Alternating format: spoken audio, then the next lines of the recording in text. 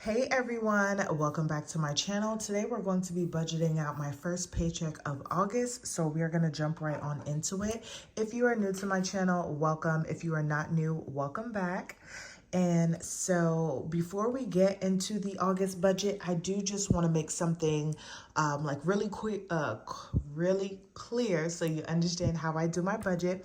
I actually do a monthly budget. So I do a monthly setup, see all of the bills that are due for the month, and then I break down my monthly budget using a paycheck tracker. And that paycheck tracker will track all of my bills based off of when I receive a check. And I only use that money and track the money for that month. So what that means is I'll get 2 paychecks in August. So I'll have 2 paycheck trackers and those will cover all of the bills for August. I do not roll over any money or use any of my paychecks to fund bills outside of the month of August. So what you will see here is, and I also do a zero-based budget. So what you will see here is my monthly budget here and everything that's due. And then I break it up into a paycheck to paycheck budget based on when I get paid to cover those bills. I do keep a small buffer of currently $223. So in between paychecks, if I need to pay for something, that money will be able to cover it. So for instance, this paycheck is going to be on the 11th of August. And so from the 1st through the 11th, I only have, or actually the 1st through the 10th, I only have one bill that needs to come out, and that is my Netflix. And that money will come out of that buffer, of course, but then when I get paid, it's like the bill was paid with the money that I actually got.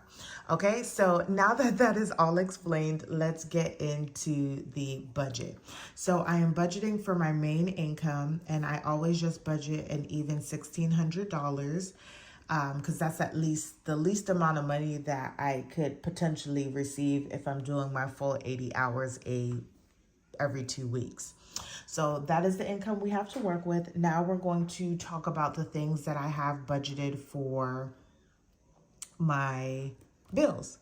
So the first is going to be my transfer. I do have a household budget and an account that me and my husband share, and we put money into that account to cover all of our household bills. So you won't see anything like our mortgage or our water, trash, sewage, all of that stuff on there. So I'm budgeting to put $400 into that account. Next is going to be my Acorns. I do have an Acorn subscription. It's an investment, and I have like a regular investment account and IRA with them, and they have a $3 fee. I go back and forth on whether or not I want to continue with Acorns because I could be saving $3 and putting it towards something else. Next is going to be Netflix. And I probably should put the date on here. Netflix is due on the 8th. It's going to be $21.64 that we are budgeting for. And that is everything that I'm going to... Oh, no, just kidding. That is not everything. Those are just all of my like fixed bills. Next is going to be my debt. So I have Amex, and I am budgeting this at $130. It's due on the 28th, but I do bi-weekly payments to this so that I can cut through the interest. So we have that. We have my auto payment, and it's due on the 22nd. So I'm putting $626 here, and what I'll do is when I get paid, I'll do one half, and then the following week I'll do the other half because I follow that same principle that I do with Amex. I pay my auto payment every 2 weeks, but because of the way that I'm getting paid and when the bill is actually due, that's just how it's set up for me this month. And then I have my Ashley One card, and that is due on the 20th. And that's for $96. So this is everything that my August 11th paycheck is going to cover. So we are going to do 400 plus 3 plus 2164 plus 130 plus 626 plus 96 puts me at $1276.64. So that is our bill total for this paycheck. And we're going to minus that by 1,600. And that leaves us with a remainder of 323.36. Okay, so we're going to roll that 323.36 over to my envelopes. I do a cashless system, so I use well, right now I'm just using one card to cover all of my cashless envelopes, and then I split up the amount of money that I put into my checking account to be able to pay that card off every 2 weeks. Excuse me. So right now we just have groceries, gas, and personal.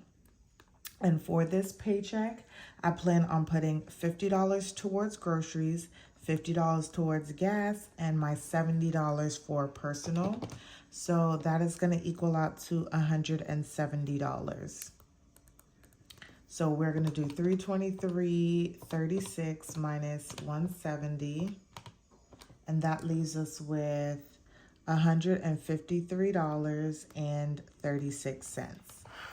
We are going to take that $153.36 and we're going to roll it over to my sinking funds, which are also cashless as well. These are my envelopes. So I have a personal sinking funds and then our household sinking funds that I also cover currently. So I have car insurance, car maintenance. I have my husband. I have PTO, I have miscellaneous, future, and then I have a line item for household, and that is the money that I put towards my household sinking funds, and I take that money and divvy it up in the household sinking funds that has its own categories. And so I am planning to put $70 towards all of these sinking funds for this paycheck. So we'll do minus 70, and that leaves us with $83.36. I don't plan on putting any money to extra debt with this paycheck.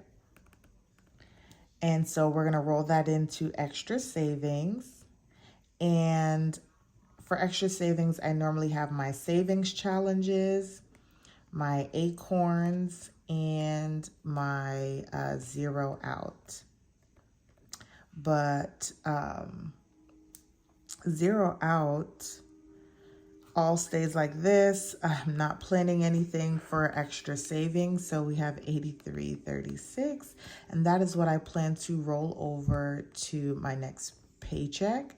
I know I said that I do a zero-based budget, and I do. It's based off of the month and not necessarily the paycheck, because sometimes I may need that extra money to roll over to the next month to put together to cover another bill or so. So that is what Sorry, y'all. That is what my budget looks like for my first paycheck of August. I hope you guys enjoyed it. Don't forget to like, comment, and subscribe. Share with your friends and family, and I will see you guys in the next one.